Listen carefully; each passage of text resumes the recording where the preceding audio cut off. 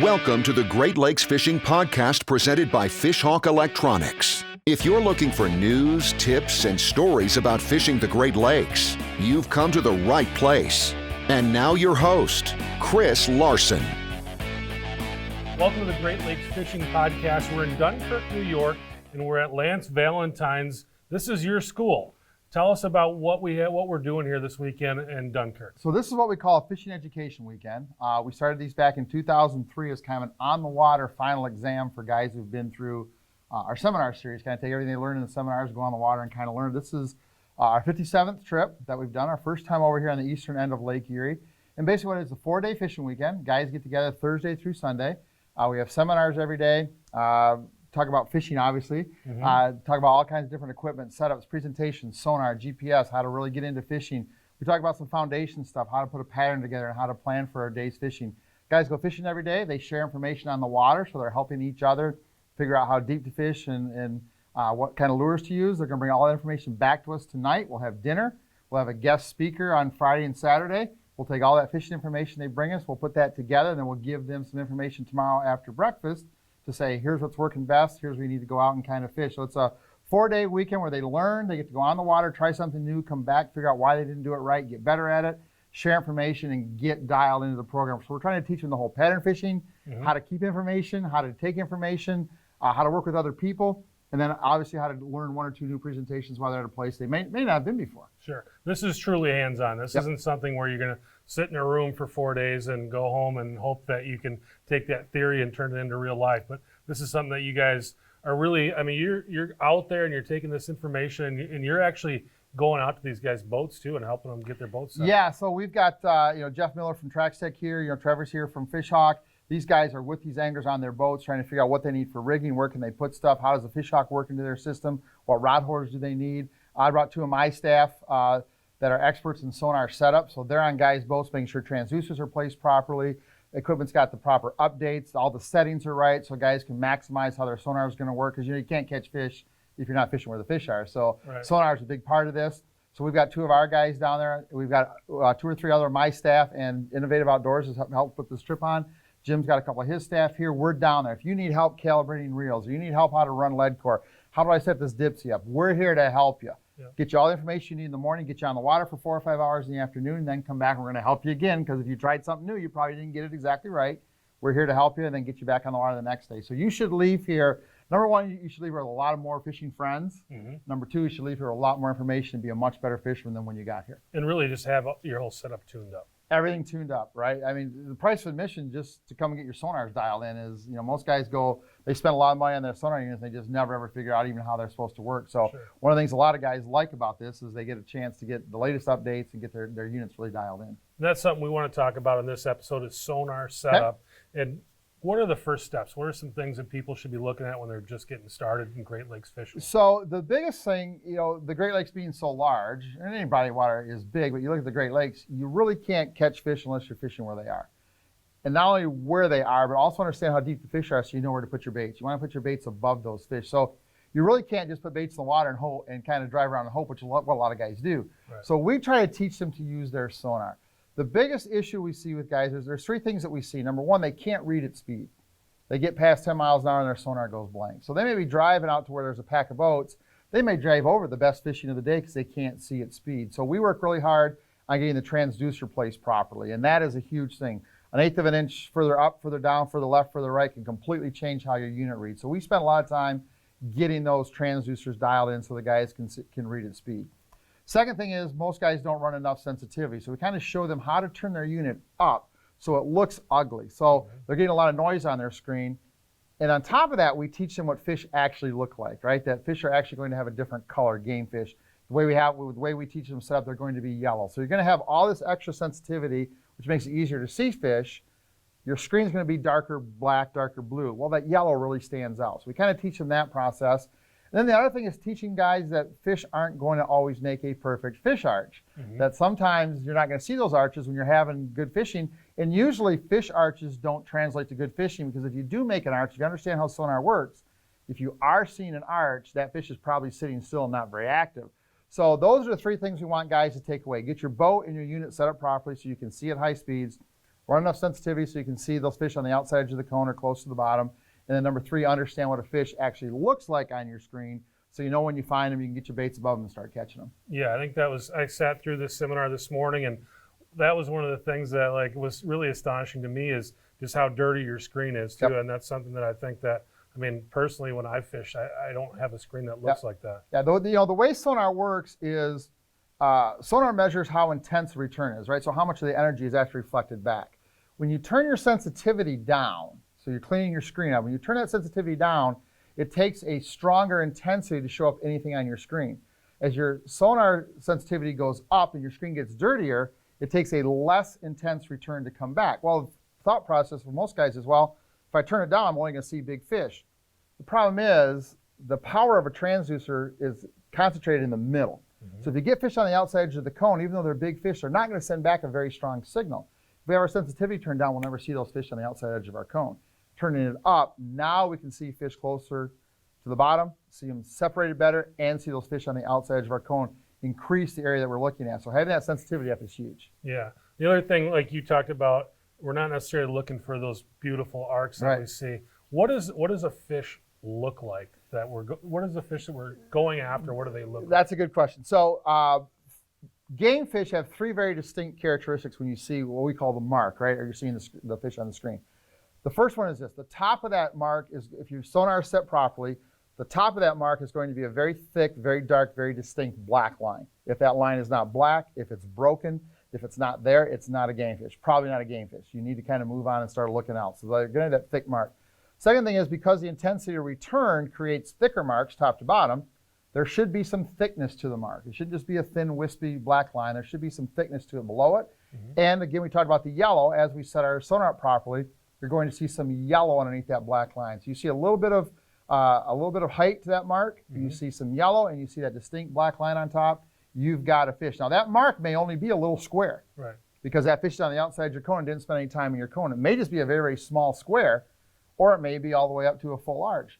Understand that just that little square just tells you there's a big fish there. He just happens to be on the outside edge of the cone and didn't spend a lot of time in your cone. That's still a great signal to tell you there's good sized fish in the area. You know how deep they are, you know where to put your bait. You should be able to start catching them. And that was the other thing that kind of stood out to me was that, you know, a lot of times when people look at that screen, they think that what's on the right side is on the right side of the boat, what's on the left is on, and this is in the middle, but that's not exact. That's really not how Definitely not true. If you look at a sonar screen is made in small little boxes called pixels. And if you look at the columns that run from top to bottom, what's happening right now, when your sonar sends a ping down, that's what they call it, the sound that goes down and comes back, we call it a ping.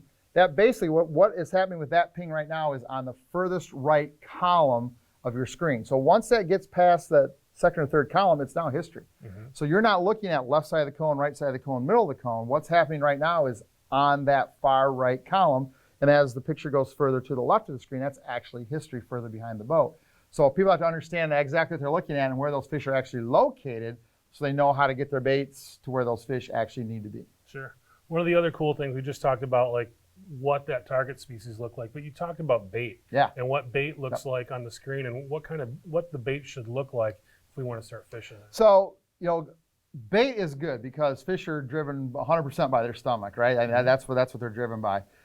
What people don't understand is a lot of guys, I've seen guys go follow bait, you go, man, I have bait for a whole mile. Well, the problem is if you have bait for a whole mile, that bait isn't being attacked. Because bait fish, when they get attacked, they do a couple things. They group really tightly together. They either go close to the bottom, close to the surface, or against vertical structure.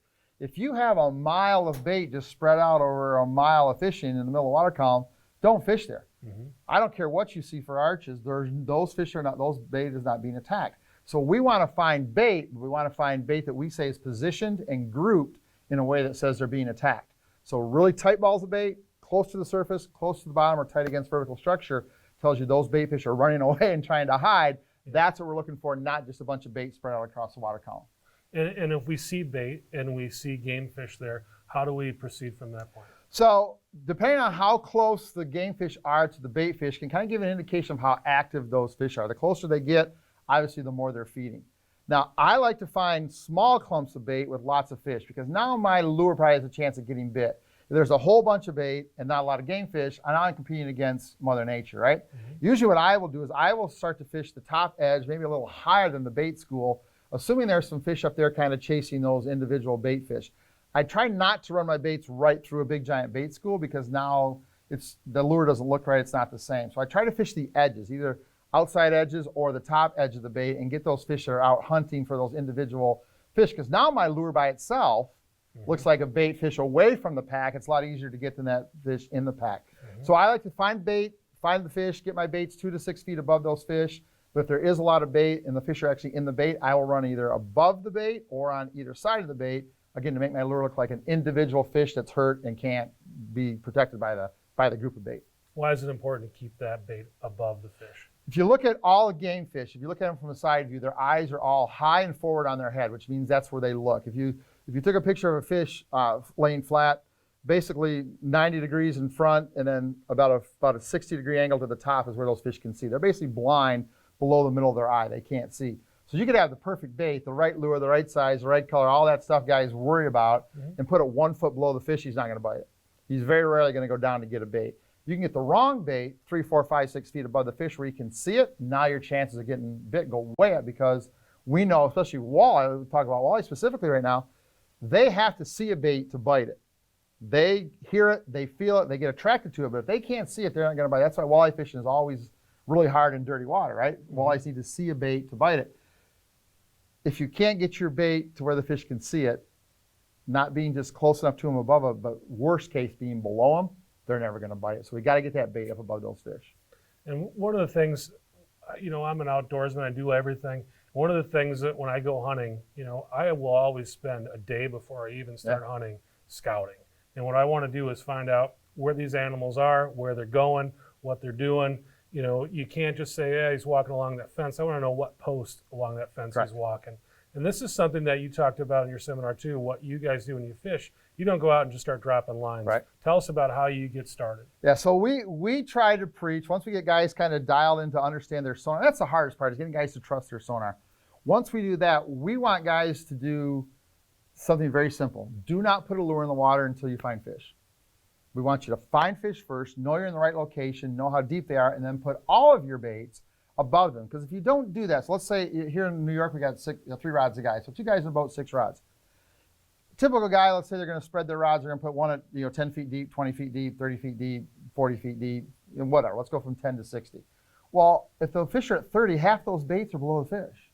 If you wait until you find fish, number one, you should be more confident you know the fish are there. Number 2, you can get all of your baits to where the fish can see them, and now you can run 4 or 5 different types of baits, and now the fish will tell you which one they want the most. Now your ability to get a pattern together is much better.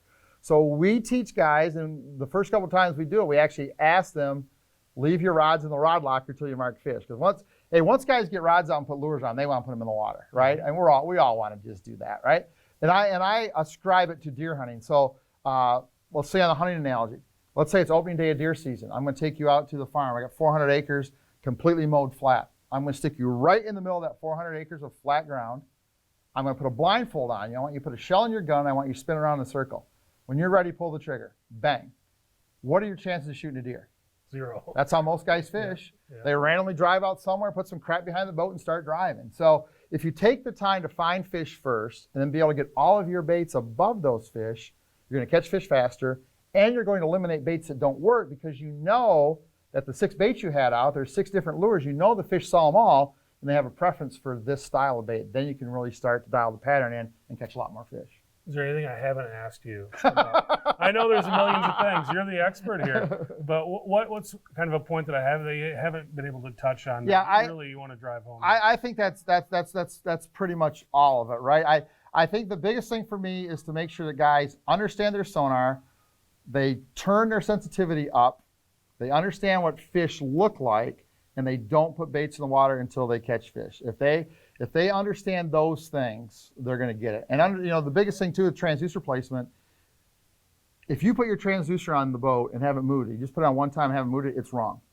If a boat dealer puts your transducer on the back of the boat and you haven't moved it, it's wrong. You're never going to get it right the first time. So we tell people to use, there's a product on the market multiple people make called transducer plate, just a piece of 3/4 inch thick polycarbonate you put on the back of your boat. And now when you move your transducer, you're drilling holes into that, not in your boat.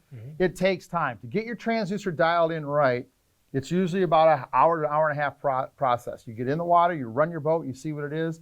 You move your transducer one way or the other, left, right, up or down a little bit, get back in the water and try it. If it gets better, keep going that way until it doesn't get worse. And once if you go up and down, you get the upright, then you start working on the left and right until you get it dialed in. And then once you get that dialed in, now you can run it 30, 40, 50 miles an hour and mark fish. I guarantee you'll be surprised how many times you're going from point A to point B. You never get to point B because the best fishing is in between. Yeah, and it's amazing. You showed some stuff earlier where you can really see it Yep. at that high Yep. speed, Yep. and with the contrast and the colors, you can see where That those fish are. being yellow, the background and the noise being blue, that yellow pops right out even at high speeds. It's very, very easy to see. For people who want to know more about what you do and who you are, where can they find you? TeachinFishin.com with no G's, TeachinFishin.com. That's where all of our stuff is. We have free seminars that guys can watch on TeachinFishin.com. We have DVDs that they can actually buy or download.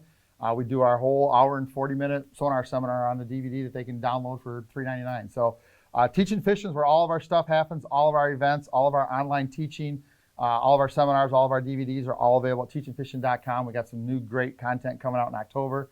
That's a great place to go and find everything that we do. Awesome. Lance Valentine. All right, Chris. Teachin Appreciate Fishin, it, buddy. Thank you. All right. Take care. Thanks for listening to the Great Lakes Fishing Podcast presented by Fishhawk Electronics. For more information on fishing the Great Lakes, visit our blog at fishhawkelectronics.com.